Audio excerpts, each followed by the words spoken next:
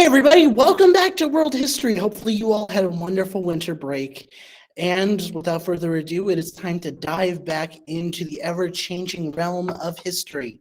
Hopefully you all have had a wonderful chance to rest over the break, and I'm so excited that you all are back for another wonderful semester. So to kind of give you guys an idea of to where we're picking up, we're starting with the Renaissance and the Reformation, which really kind of pick up towards the latter part of the Middle Ages, kind of connecting last semester to this semester.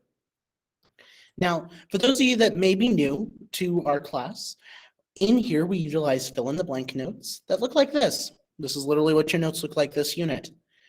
As we go through each slide, you're going to fill in the blanks as we go along.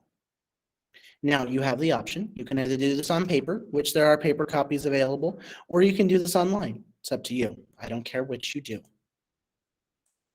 But without further ado, go ahead and get your notes out for the first time in 2022, and let's get started. So we're just doing section 1 today. We're really just going to get the Renaissance started. So really, when we talk about the Renaissance, we're talking about a period of rebirth. It's a time of creativity, change, and a lot of political, social, and economic and cultural changes. Learning returns to the classics, mainly from Greece and Rome, and Latin becomes a very popular language again. It's also a period of exploration and individual achievement. It's really here we mark the transition from medieval times to the modern world. It's why, in a history sense, we see the Renaissance as the beginning of the modern era.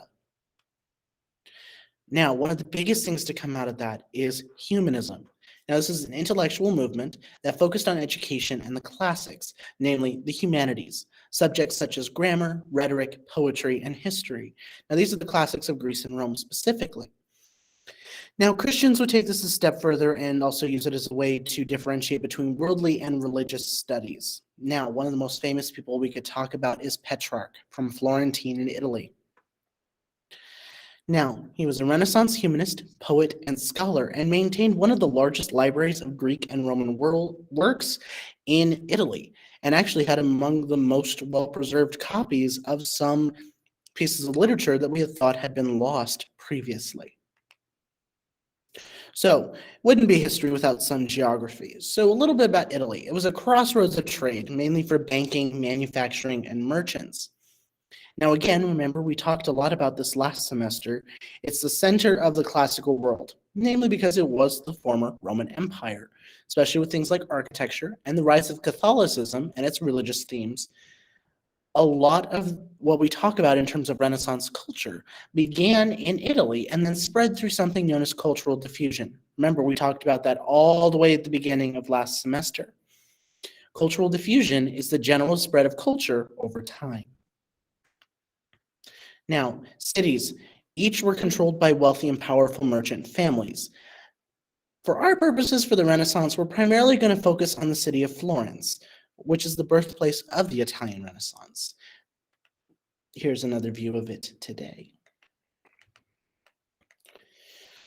Now, we can't talk about Florence during the Renaissance without talking about the Medicis. Now, this was the wealthy family that controlled Florence at the time. Under the direction of Cosimo de' Medici in 1434, they were uncrowned rulers. Now, Lorenzo the Magnificent would then become the ideal ruler of the Medici family. It was also common during this period that people would become patrons of the arts or financial supporters that supported painters, writers, playwrights, and supported a variety of forms of art being made directly for their enjoyment and consumption. Now, in terms of art, it reflected humanism, and it portrayed religious themes, well-known figures, and reflected individual achievement. And unlike previous pieces of art, it really depicted realism. It really tried to capture the actual essence of the person being depicted in the painting. Famous examples that you may know of include the Mona Lisa, which was painted at the height of the Renaissance. You also have realism, which provided some new techniques in art, one of them being perspective. Now, a three-dimensional or 3D creates depth in pictures, and there's a vanishing point. As you can see, we have classical paintings, and then you have your more Renaissance-based paintings that have your vanishing points, or essentially where you lose the horizon. Another huge thing in this art that we have to talk about is the study of human anatomy. It's extremely accurate. As you can see from this image down here, they didn't leave nothing up to interpretation. Now, when it comes to the Renaissance, of course we have to talk about the Teenage Mutant Ninja Turtles. Yes, I know, you probably just groaned, being like, Mr. C, why are we talking about an old cartoon about turtles that are ninjas? Just hold on, we'll get there. Now, there are a bunch of famous people from the Renaissance that we could talk about, but there are four main ones that we talk about. The first one being Leonardo da Vinci, who painted such pieces of art such as the Mona Lisa and the Last Supper. He also proposed the idea of a Renaissance man, someone of broad achievement with talent in many areas, typically with a curiosity, interest in the classics, an adventurous spirit, and somebody that recognized the importance of education. Now, you're probably still wondering, how did the Mutant Ninja Turtles play into this? We're getting to that. Next up, we've got Michelangelo, who is a sculptor, engineer, painter, architect, and poet. His most famous art pieces include the Statue of David, which is down in the corner, which represents harmony and grace of the ancient Greece. Pieta, or the biblical Mary cradles her dead son Jesus, another piece of art. He also painted the Sistine Chapel, the ceiling murals, that took 4 years to complete. Now it shows the biblical history of the world from creation to the flood as seen in the story of Noah. He also designed St. Peter's Cathedral in Rome, which is the direct architectural inspiration of the U.S. Capitol building. Now, here is a breakdown of the Sistine Chapel's ceiling in terms of what is being depicted on it. Here's the ceiling itself, one of the most famous murals and paintings in the world. Here's some more pieces of art. Now we're moving on to Raphael. You probably could guess why I included the Teenage Mutant Ninja Turtles by now. We've talked about 3 of them. We got one left after this one. Now, Raphael introduced a blending of Christian and classical styles of teaching. And one of his most famous paintings, The School of Athens, we've seen before, I showed this to you all during ancient Greece, showed an imaginary gathering of great scientists and thinkers. He also includes famous works such as the portrayals of the Madonna, the Mother of Jesus, another term given to Mary. Now, Donatello, we're really not going to talk about, so kind of just going to move on from that. Another big thing is architecture. Remember, we talked about Gothic architecture last unit of the Middle Ages.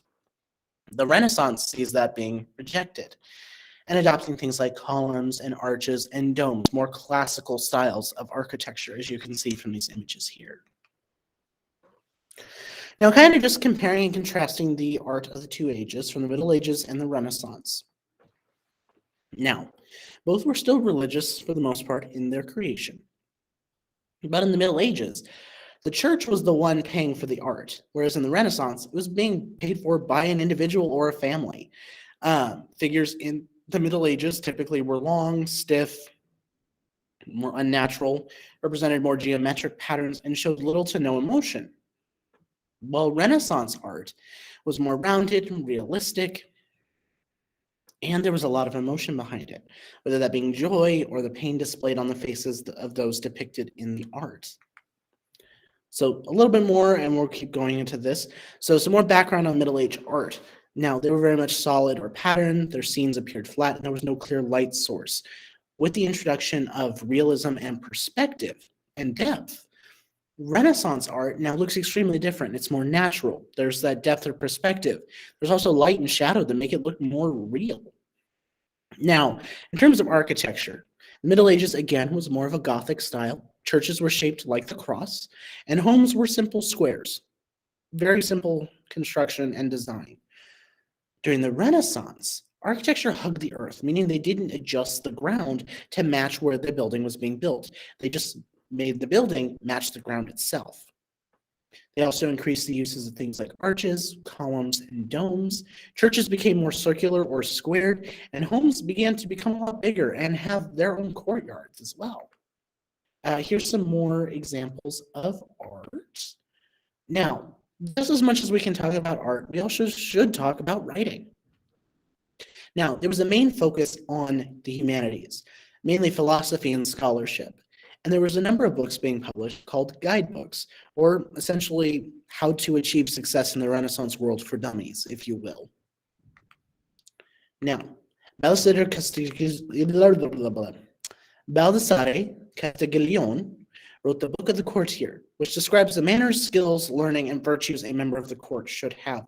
Mainly, those are the people in the whoever the ruler's closest circle are. You also have Niccolo Machiavelli, one of the most famous writers out of this era. You will actually get a chance to read some of his work today as your assignment. So, the biggest thing I can stress with this is when it comes to Machiavelli and his work, The Prince, this was a guide for rulers for how to gain and maintain power. And they would use whatever methods necessary to achieve their goals, essentially under the idea that the ends justified the means. It's mainly saying, yeah, if you do what you got to do, you're fine. Again, here is kind of just a breakdown of religions in Europe at the time. Red represents your Roman Catholics, your greens are your Protestants, and your purples are more so your Eastern Orthodox Christians and Jewish people, and any A's you see out there represent the Anabaptists, which we'll talk more about actually in a couple of lectures. Okay, so that is it for today's section of notes.